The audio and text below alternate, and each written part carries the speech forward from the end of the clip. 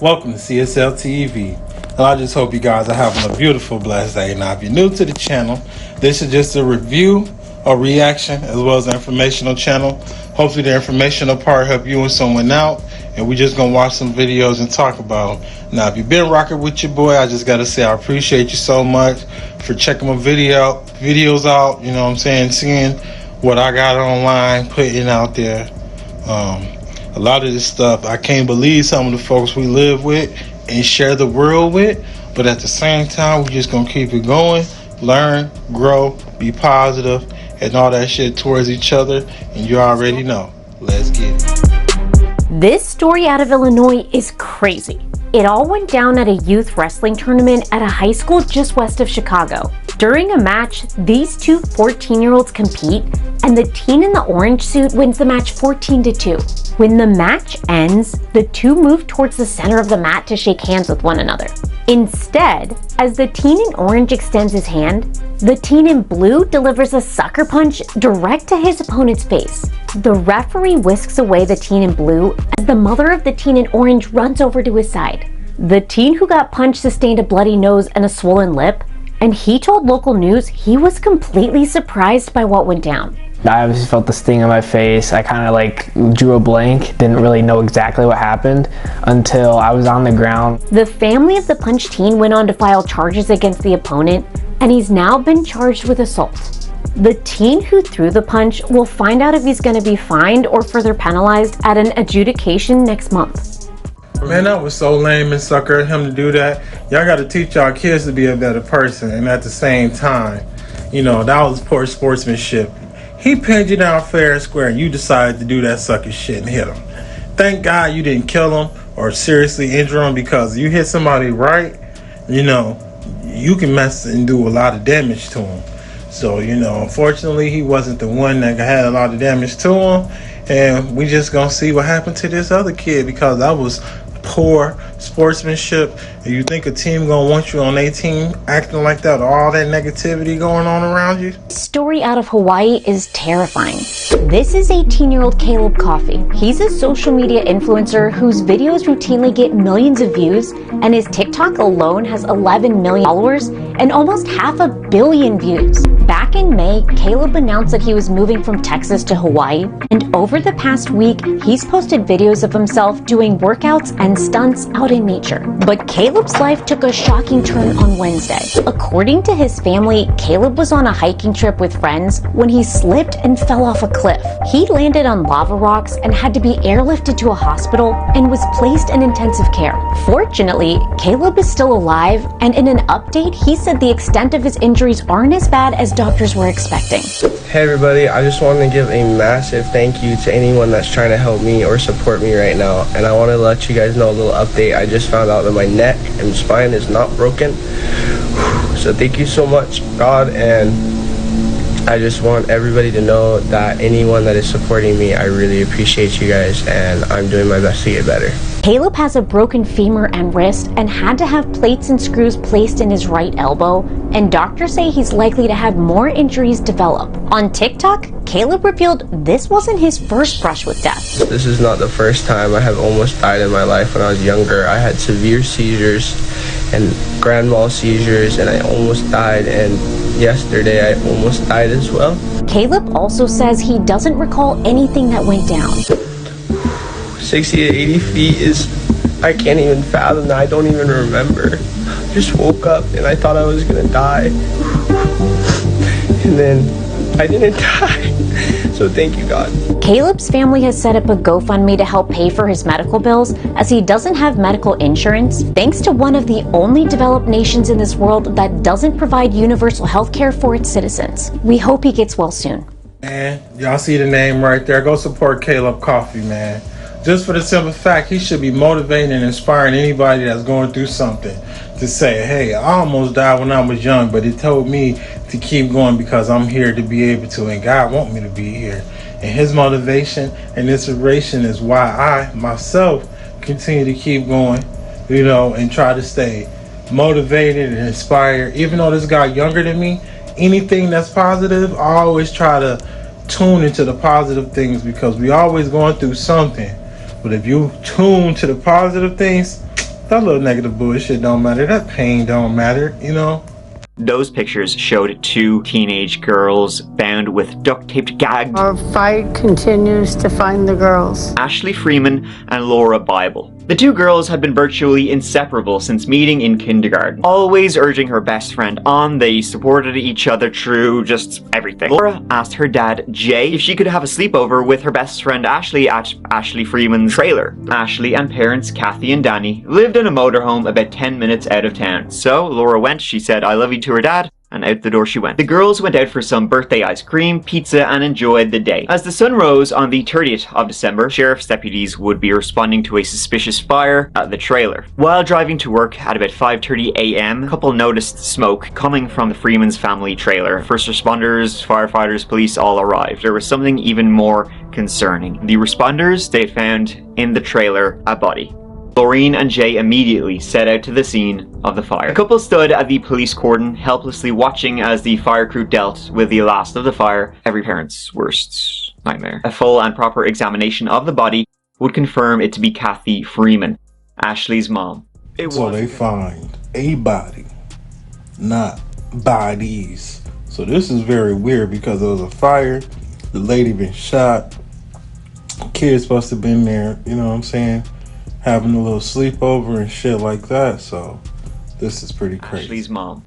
It wasn't an accident. She'd been shot to death. The Freeman's waterbed, it burst from the heat and just doused her body in water. Immediately, Danny Freeman, Kathy's husband and Ashley's dad, became the sheriff's and the OSBI's main suspect and the focus point of the investigation. While the OSBI and sheriff looked for their man, it was left to the Bibles and the Freemans and a bunch of volunteers from the community to search the site. It was the family's Rottweiler who walked over to a certain part, lay down and started whimpering. It was another body. Danny had been shot to death. He'd been shot in the head, much like Kathy, but unlike Kathy, he'd been shot in the face, not the back. Adding insult to injury, on Danny were literal boot marks. The investigators had been walking on top of him the entire time. Lads, well done. So they released the scene once again back to the families, and that's sad as hell. They there at a crime scene, and the fucking police is stepping all over the crime scene, all over the evidence, all over everything. So,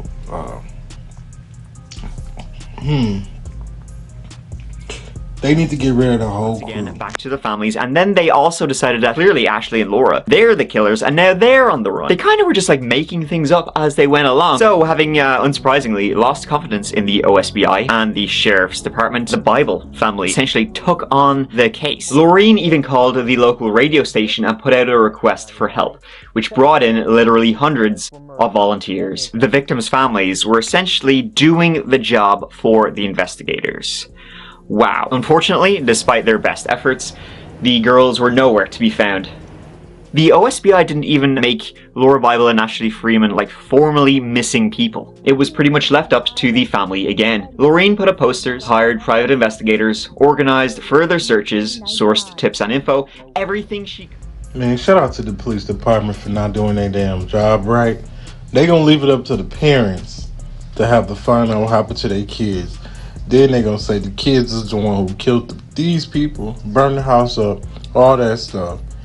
And it's like all these, maybe this, maybe that, because they can't even keep it together on what the fuck they actually looking for.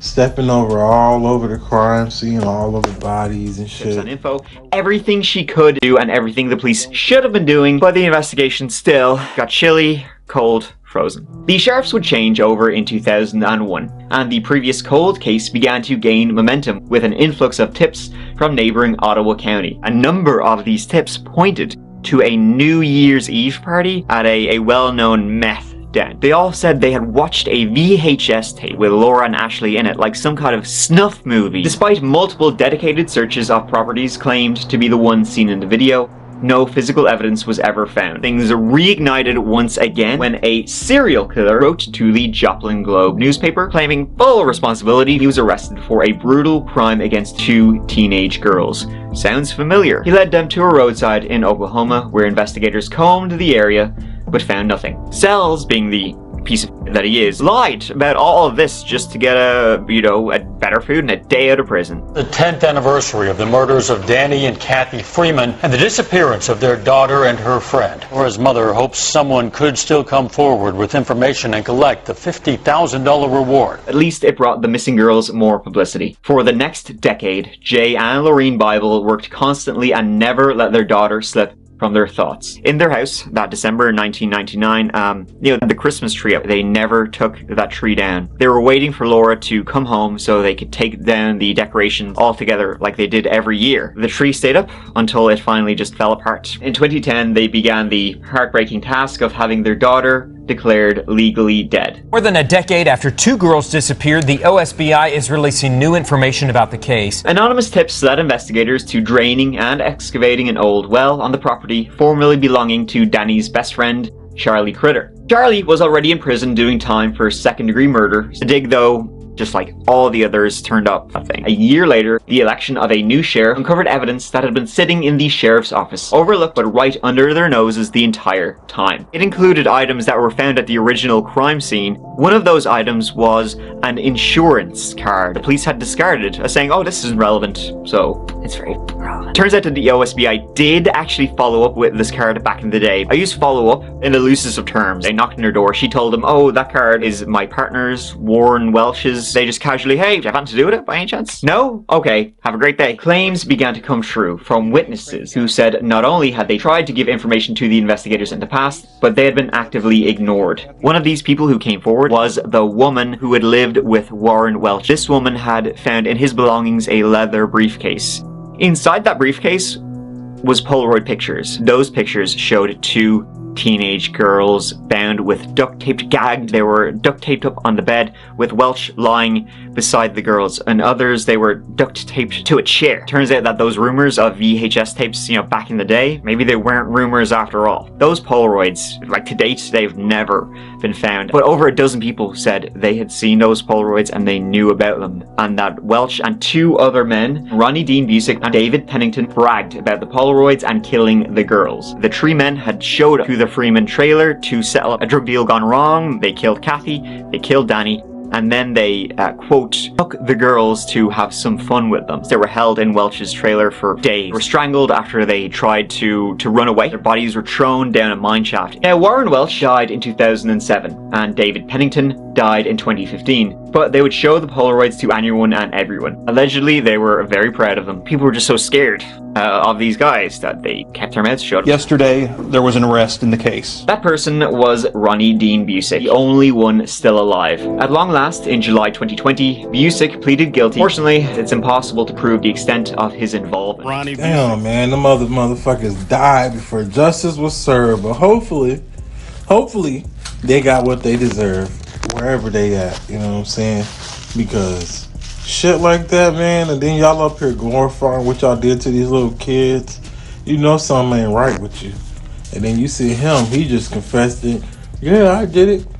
And I'm up here thinking to myself, like, why only 10 years? It's because he fucking about to die or something? They should have just said life.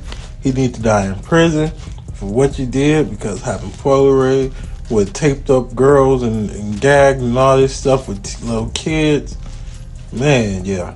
I hope they reevaluate if you do live past those times. His involvement. Ronnie Busick sentenced to 10 years to serve in prison, followed by 5 years probation. This isn't our fight. Our fight continues to find the girls. Extensive searches of the mine shaft they were supposedly dumped in turned up nada. David Pennington, he had a root cellar that he forbade anyone from going into in his home. That was searched, nothing found. Without a confession, it's highly unlikely they'll ever be found.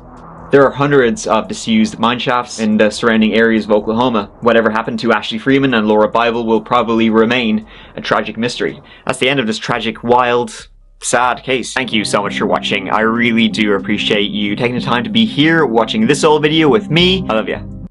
So he came forward and told him what he did because it was eating at him and eating at him and eating at him and eating at him until he was pushed to be honest and to tell the truth. Now, we gonna see exactly how and why and all this extra stuff. And I thought that was pretty weird. They gonna say it was a VHS tape at some kind of party, but no evidence of it. But people talk about it, and then now all of a sudden you come out and tell these people what you did. That was the universe messing with your mind, making you snitch on yourself for being so evil.